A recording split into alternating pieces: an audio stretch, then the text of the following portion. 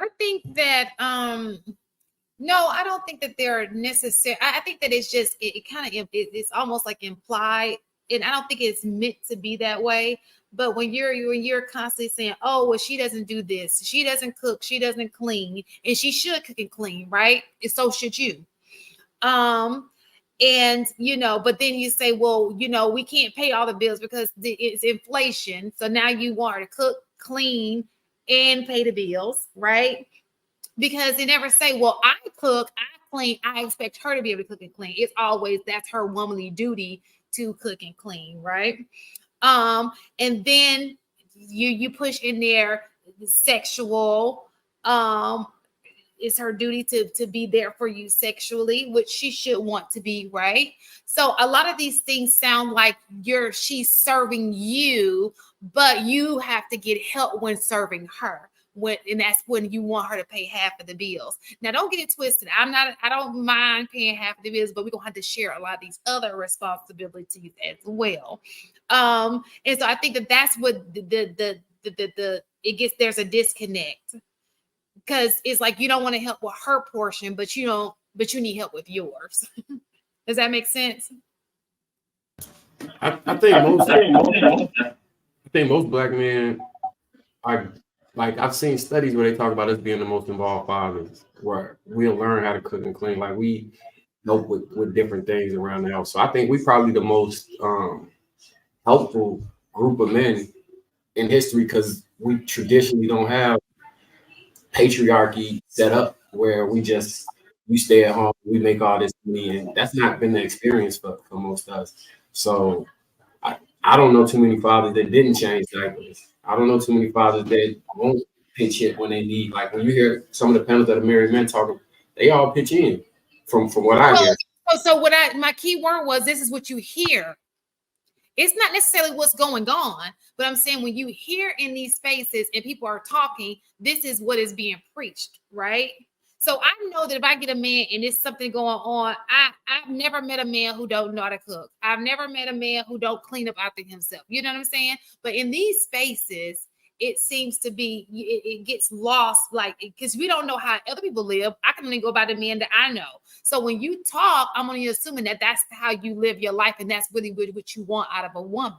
And most of the time, it's not like, "Oh, we're gonna share." I've not heard a man on here brag about sharing responsibilities with a woman.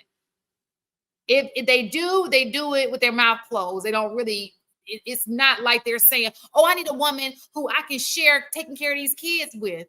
I need a woman who I can share, house duties with." They don't say that ever. I literally was saying that about me. But do you think that you're the majority? Be honest. Go ahead and hit the mic and tell me if people talk like you.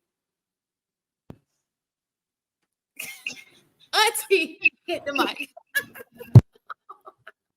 Go ahead, Pat. Hit that mic. He said no comment. That's what I'm saying. So it gives off, we're not saying that so I do think that black men are very involved with their children, right? I do think that all of these things are correct. What I'm saying is what has been put out, what we are hearing in this space. That's all I'm saying. See, look right here. Abraham Lacey, I'm going to just read it out. It says, women ask for help on house duties, but protection, we have 100% ownership, right? So again, and I know, just like how y'all say women can't handle the truth, it's true, men can't handle it either. So again, I think in that regard, when I said earlier about talking about protection, he's talking about 100% ownership of protection. He's talking about physical protection. He's not talking about the other aspects of protection that I was saying that women need. So you feel in one aspect of it and feel like you're doing your job because you guys focus on the physical part of what it is as a man in your role. And then let's keep it real, just statistically. Like your protection is just like insurance. It's great when you need it, right? But for vast majority of the time, A lot of times when women need protection, you're not there, because a lot of the protection occurs when she's by herself, right? So I'm not saying that it's not needed. I don't want to discredit it and say that it's not needed, because absolutely, just like insurance, you're like, damn, I'm glad I had that insurance when that accident happened, or when you get sick, or things like that. But the vast majority of your life is not spent being sick. It's not spent getting in accidents. You know what I'm saying? Just like the vast majority of the protection that you're going to provide when we're talking about physical protection is not going to happen all the time, whereas the other aspects of the protection is going to be needed on a daily basis, and those are the parts that y'all really don't provide consistently. Well, y'all do a lot of bucking when we. So you ladies like to use the word control. Not you ladies, not the ladies on the panel, but women like to use the word control quite a bit when we try to offer other forms of protection, i.e., hey babe, don't put that on. Like, you shouldn't be wearing that. Hey babe, how about you not go to X, Y, and Z? Hey babe, I'm just trying to protect you from you. Maybe you shouldn't say that. Y'all, you can't tell me what to say. You can't tell me what to wear. You can't tell me where to go. Like, there's a whole bunch of pushback for when we're talking about the word protection, because y'all try to pick and choose what type of protection that the man provides. So when it's isolated down to just the physical piece, that's not enough. So, like, the men in these spaces have legitimate complaints, and like, they're not to be just simply discarded or disregarded. I was listening, and that was in my head. I was like, yo, like, y'all, sometimes y'all might want to listen to the man a little bit more. Maybe he's onto something. Maybe he's not trying to control you. Maybe he is just simply trying to protect you. Maybe he's trying to stop you from making a bad decision. Like, y'all can't pick and choose what the protection looks like. I agree. Do you realize that the example that you gave was still physical protection?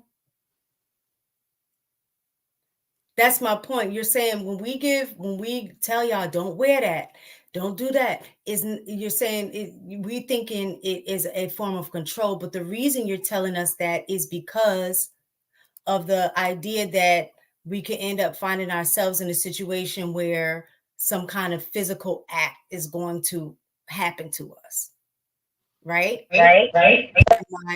Am I reading that the right way? Yeah, so I think That's still physical protection. That's what I'm saying. Give me an example of what you would consider emotional protection. Well, I gave you one earlier. What? When we were talking, when cheating was brought up, and I said when you get to a more mature space, you understand that that's also part of protection. Oh, But at the same time, y'all also still, even if it's just like, even if that's just physical protection, where we're giving you the suggestions on what you should not be doing and the places you should not be going, y'all still will buck back against that. So, shit, if you're not gonna take that protection, why would I give you the emotional protection? Why would I give you the mental protection? Why wouldn't I just go ahead and go bust something down when I'm gonna get the same kind of pushback? I just think that the guys do have a legit complaint sometimes. Like, it's not the men aren't that super delusional to where it's these women don't want to listen. Shit, a lot of these women don't want to listen, even if it's for their own good. But that goes to your point about choosing wrong. You got a woman who don't want to listen to you, right? So That's a fact. So even with it, and it sometimes it's about protecting my sanity. You know, I shouldn't have to wonder where you're going half the night. Like, it's just for part of just protecting. It is so much more than just, you know, okay, if somebody breaks into the house, which happens, thank God I've not experienced it as a single woman for this long in my life. So if somebody breaks into the house or any of these bad things happen, that one-time event, emotional protection almost happens every day. It's a daily thing. It's not a once in a blue moon thing. It's a daily thing. Protecting my sanity, make me being emotionally, feeling emotionally safe around you. That happens every single day. That's a daily thing. That's how important it is.